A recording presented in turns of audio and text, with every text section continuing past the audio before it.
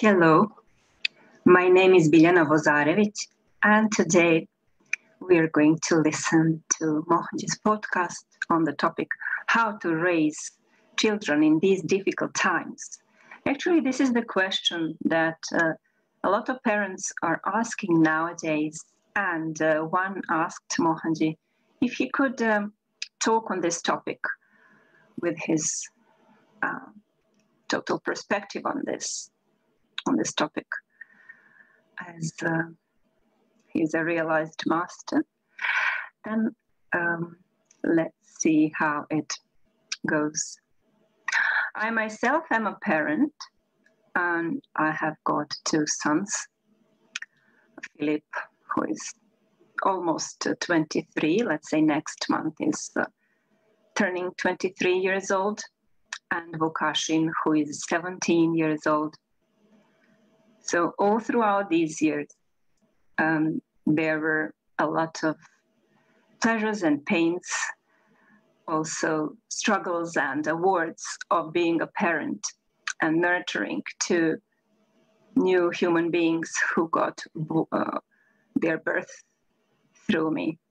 I'm very grateful for that. I'm very grateful for experiencing motherhood, for being a mother all these years, and seeing them as Philip now as adult and Vukashin as a teenager. This is gratification now, because I know what effort was put there, and also what love is put there into their growing up, in spite of all kinds of challenges. I didn't know Mohanji then, because Mohanji started his public life much later. I met him in 2010 when he gave his speech in Serbia. So until then, spontaneously, my intuition guided me. Now it is really, really challenging, especially for small children, which are now in their flats, in lockdown, etc., with the disturbing news outside, in media, with all kinds of influence of the society, how to behave and how parents to behave, especially when parents themselves are restless and upset. Sometimes this can be from the chaos itself, because when a parent loses a job, or when cannot, let's say, control their mind, if some desires are not fulfilled, then models it and sees how to behave. So if we have frustrations, children will also react with frustrations. But let's first listen to the podcast itself.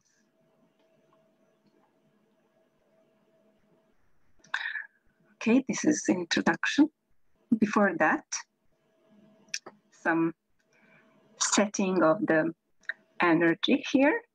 And this is chanting Mahamrita for 11 times. So this is what we're going to do. Stay well. Relax.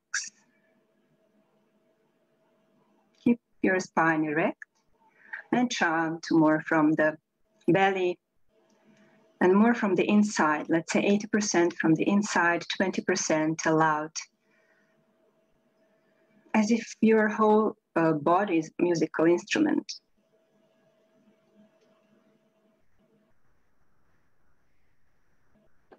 Inhale.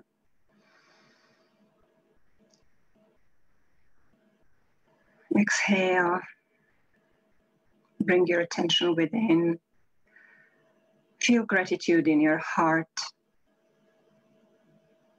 Send your inner smile to all the parts of your body.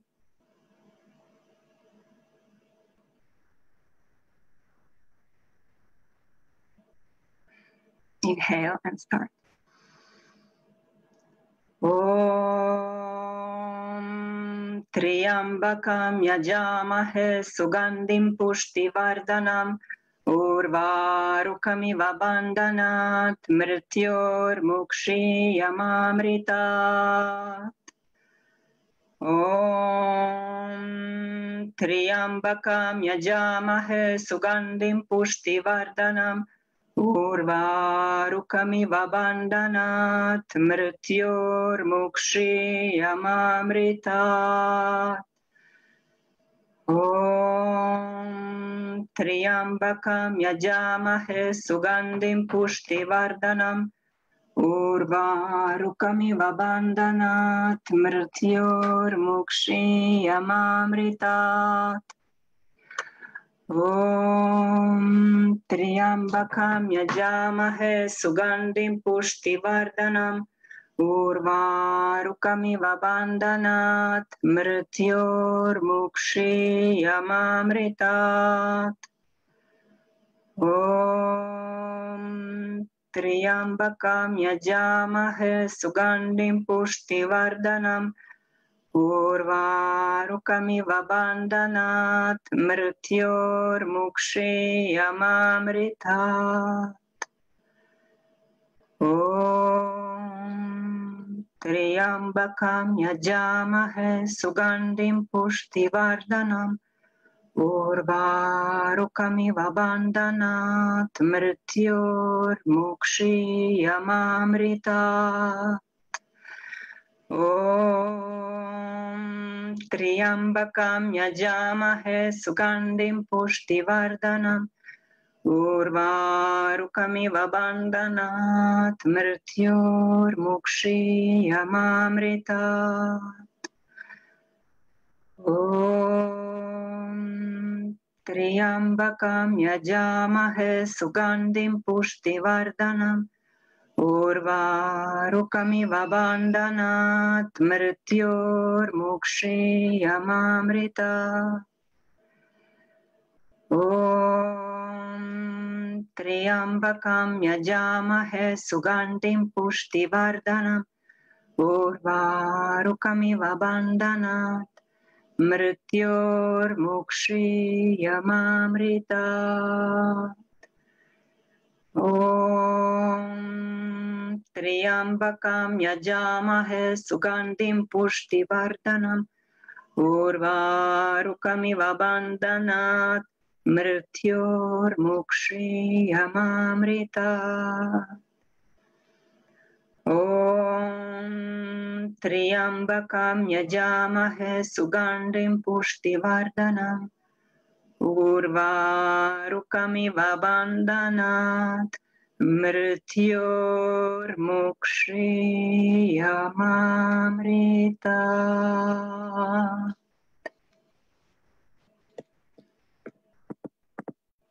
Stay with that feeling of the vibration of this mantra, and we'll start listening.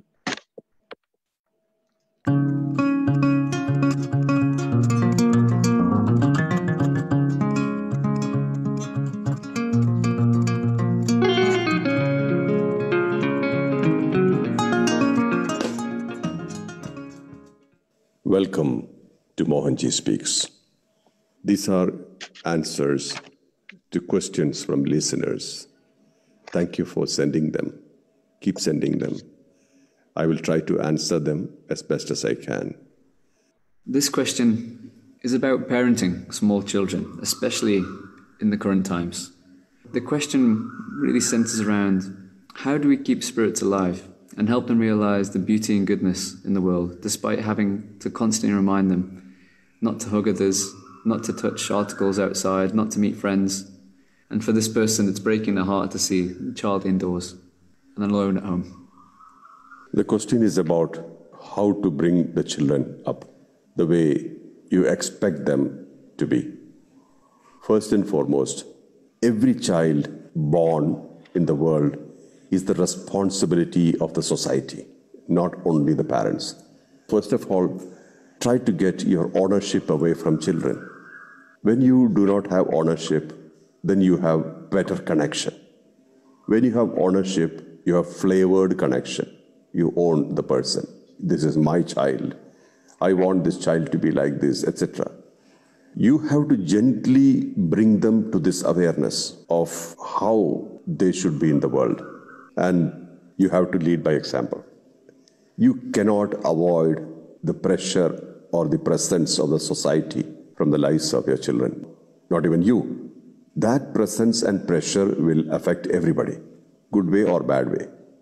Do we have any control on our children? They came through us. That's okay. But they don't belong to us. Every child belongs to only themselves. They don't even belong to the society. But it's the responsibility of the society, which is a conglomeration, to take care of each child. And what we have in the society, what is the mental structure, collective consciousness, that's reflected in each child of the society, every child. Parents, teachers, society. If you take all these three, the highest and the most important is the society, then comes parents, and then come teachers. All these aspects have to be equally understood. A child is a complete character. A child comes to this world with a character, a constitution, a particular inclination, tendency, and a set of desires. It's obviously not the same for everyone. Each person has their inclinations, tendencies, likes and dislikes, desires, all distinct, even in the same family. What contaminates a relationship is the ownership. And what enriches a relationship is freedom. Freedom is the best message you can actually deliver to a child with your own life. And freedom is not freedom of senses and mind, it's freedom from senses and mind. If you live that in your own household, and if you demonstrate that on an everyday basis, not as a teaching, but as a lifestyle, children will pick it up. If we demonstrate the power of compassion, kindness, unconditional love, selflessness, caring, sharing every day, and bring your children along with you while you demonstrate it in your own life, not to teach them, but to show them that this makes heaven on earth, then the child will start connecting to it.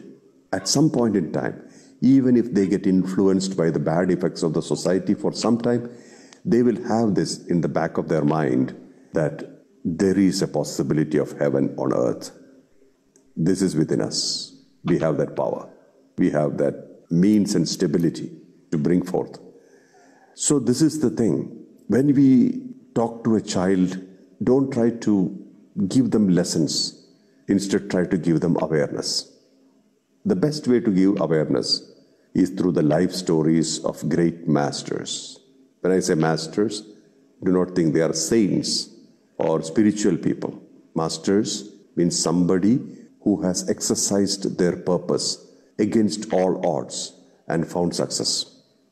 Again, as I say, according to me, success means the contentment factor, satisfaction over life. Every moment satisfaction, not like a satisfaction at the time of death or to the later stage of life, not like that. For me, contentment is much more important than possessions and positions. For me, richness means contented life. This is real richness. Having a contented life is real richness for me. It's not about what I have, it's about how I perceive life, how I accept life, how I live my life. Even if you have billions, you can only have one breakfast, one lunch, and one dinner. You can only sleep in one bed. You can have any amount of luxury, but how much will you use it? So contentment factor is not connected to materials. It's not connected to relationships. We change relationships quite often to find the right relationship. But mostly we are not contented. It is not about changing relationships. It's not searching outside, it's searching inside. You search inside and find yourself. You are contented, and that gives contentment to everything outside. These are fundamental things which we can guide children into with our own life, not through teachings, not through messages, not through punishments. I hate punishing children. There's no need to do that. Instead, you can live a great life and show this to children. For a small child, the father and the mother are great personalities. They admire them. They should admire them. with their own lifestyle. And don't ridicule or gossip or talk bad about any spouse in front of children. When you say that your father is not good, or when the father says the mother is not good, the child develops conflict within. The child doesn't understand. He feels that there is a betrayal going on here. Not exactly in those words, but that's the effect. A child looks at a relationship in terms of love, small child. Hug, love, feeling, kissing, very much understood. But disparities, enmities, revenge, not understood. And if a child grows up seeing that, how can you expect a better society? So it's important. A child is the responsibility of everybody. The society as well as the parents as well as the teachers, in different order. When we consistently show compassion, kindness, love, the child will be stabilized in that. By the time the child is 5 or 6, he would have established himself in love. And he will not choose any other option because there's no better option than love. So this is the point. When a child comes up in love, basking in love, swimming in love, filled in love, he will not express anger, hatred, and jealousy in the world outside. Even he would probably transform the world with love. And this possibility is always there. So how do you groom your children? Very simple. Just you have to lead by example. You have to be love. You should never pretend. No hypocrisy. Because children catch it very fast. You got to live it. Yesterday, today, tomorrow, day after. That means every day. Live the same thing. Love, compassion, kindness. And always understand that discrimination of any kind, including racism, speciesism, all kinds of isms, which discriminates people and beings and every creation, is not understood by a small child. They don't see life that way. But as we grow up with our conditionings, we start looking at things in that way. So don't bring this to children. You should live a life beyond every isms, beyond man-made barriers. That will give stability to a child. We need a society rooted in absolute compassion. We need a society away from corruption, selfishness. We need a society rooted in selflessness. How can I help you should be the question. Can I help you? How else can I help you? How else can I serve you? This should be the question.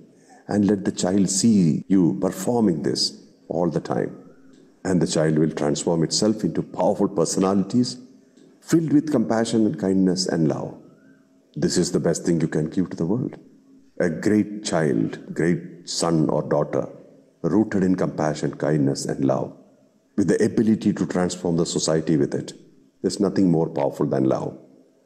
And here, you're creating legends, great personalities. You have the capacity. Every parent has the capacity. Do not restrict the children. Do not bind them. Instead, give them freedom. As I said again, freedom is not freedom of senses. It's freedom from senses. And contentment with what you have. Love as you are. And leave the world better, much higher than you caught the world from the past. Thank you for listening to this podcast. Do contemplate on it. Do discuss with your friends. And let me know what you feel.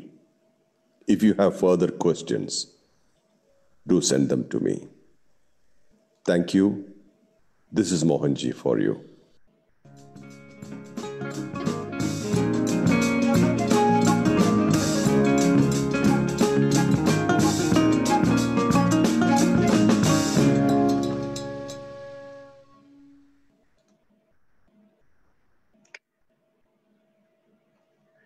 So this was Mohanji's answer.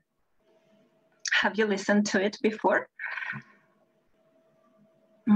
How many of you are parents yourselves? If you are a parent, can you type yes in the comments? Maybe I'll see you there.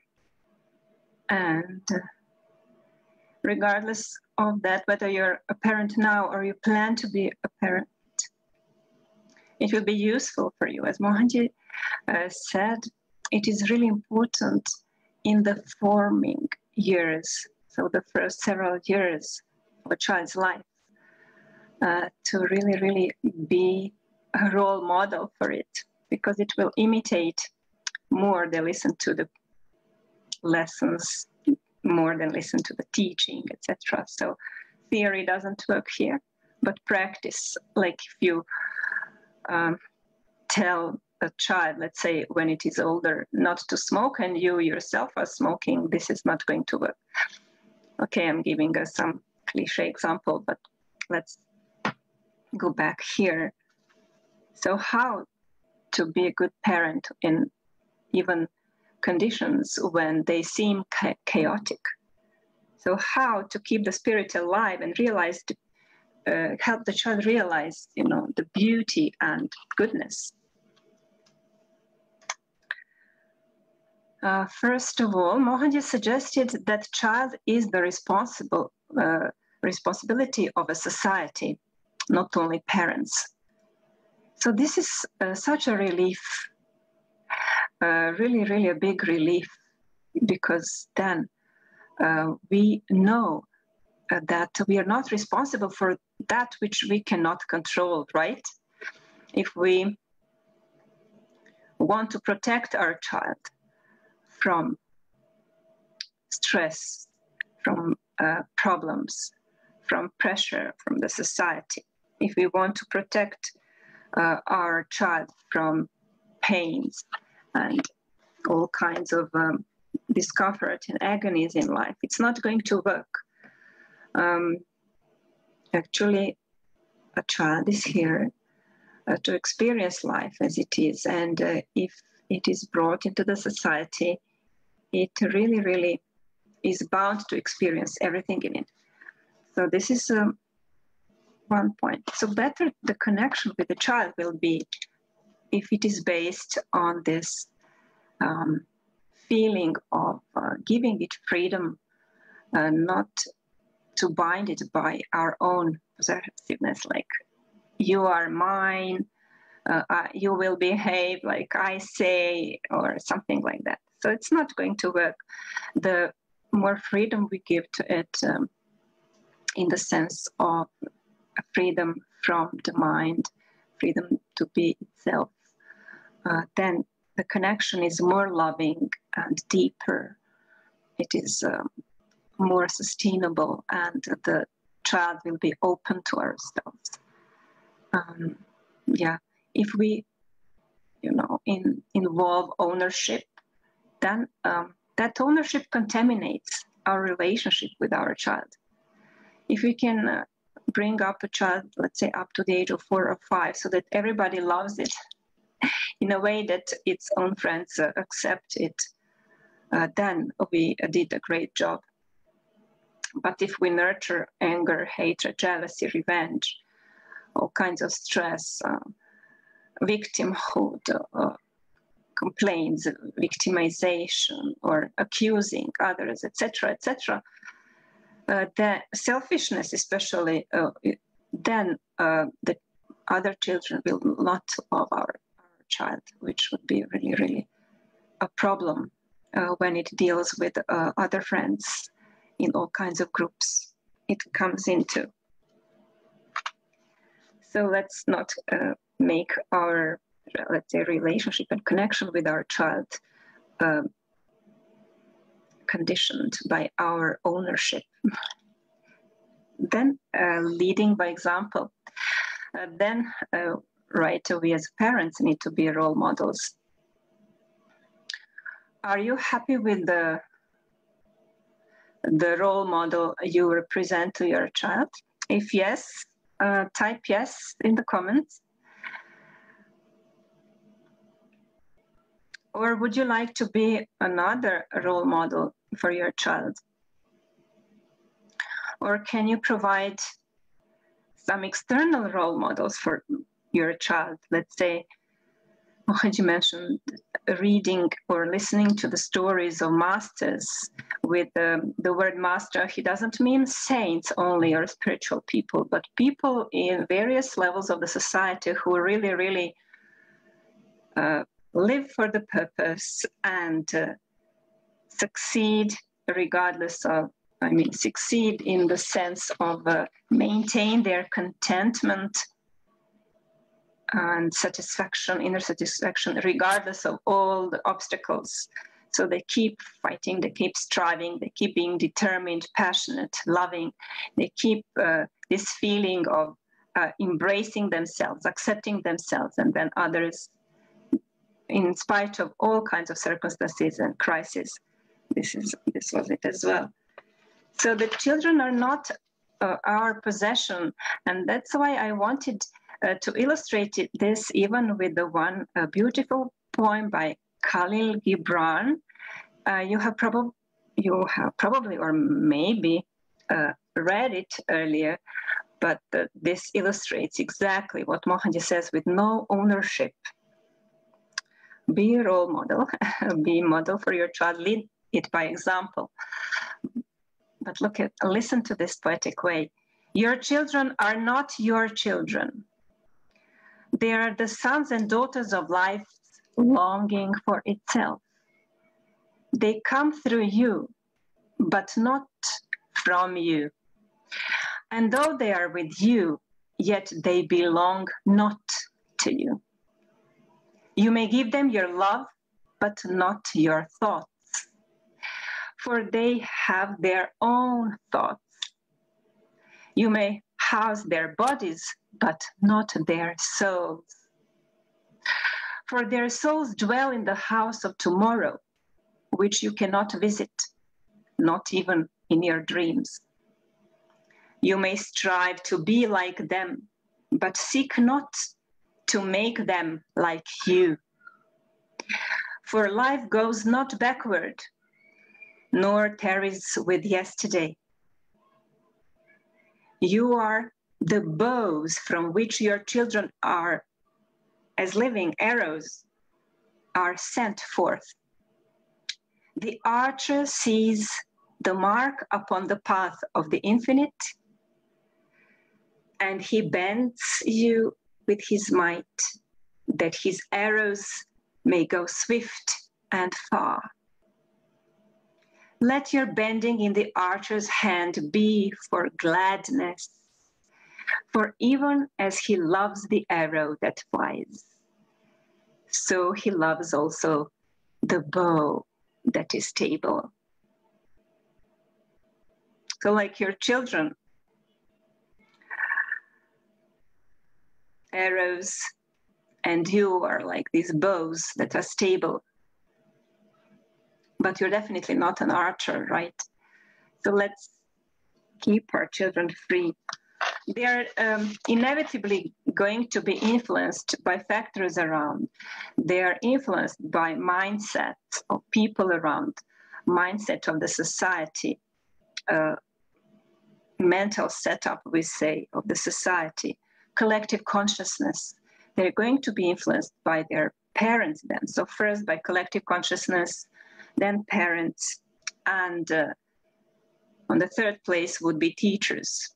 So with this collective consciousness, we can even include media, because they are very influenced by what they consume through the media, social media especially as well. So what can we do? We can understand that our child is a complete character and trust life. If we are under stress, we need to know that we are not going to affect our children's inclinations. They have their own inclinations. We're not going to affect their constitution. They come with a ready, complete constitution or set of desires, likes and dislikes. So they already have their character, constitution, inclinations, likes and dislikes, set of desires. This is their own. Sometimes it can surprise us, for example, how, let's say, in the family of two doctors, a child wants to become a sports person. something totally different. And we would expect that from two doctors, a child would be a doctor as well. That's how it is explained, that the children already come into this world with ready character. So what we can do, and the best thing we can do, is give it freedom, but not of the mind, so that it does whatever it likes, even especially not what is harmful for it, but freedom from the mind. It means, like, when you want to eat sweets and you know it's not good for you, for example, too many sweets, and then you're not going to consume it, you're not going to take it. The child sees how you are free from your mind. You're not a slave of your immediate desire for pleasure. The child will model it and will have that control over its desire, himself or herself. It will gain inner strength of this control over its mind, over its senses. For example, if you, let's say, don't want to eat after 6 p.m. or 6:30 p.m., and then you don't crave for the food after that because you decided you had enough during the day, and that is your willpower, that is your determination, decision, that because this is beneficial for you to let the body rest during the night, in the evening as well, let it really, really rest completely, let digestive system rest completely. Then what do? You follow this example, but you do not crave. Then the child sees it. And even if it wants food later, even if the child doesn't want to follow your own lifestyle, at least not at the moment, it will see how you have complete, satisfaction out of your control of immediate desires, how you have determination, and how you conduct yourself. Then it will follow your healthy habits as well. Then if you do not gossip, but occupy your mind with doing something good in the world, the child will imitate, the child will model it. If you gossip and talk bad about your spouse, the children will have conflict, and this betrayal is actually the sign of evil.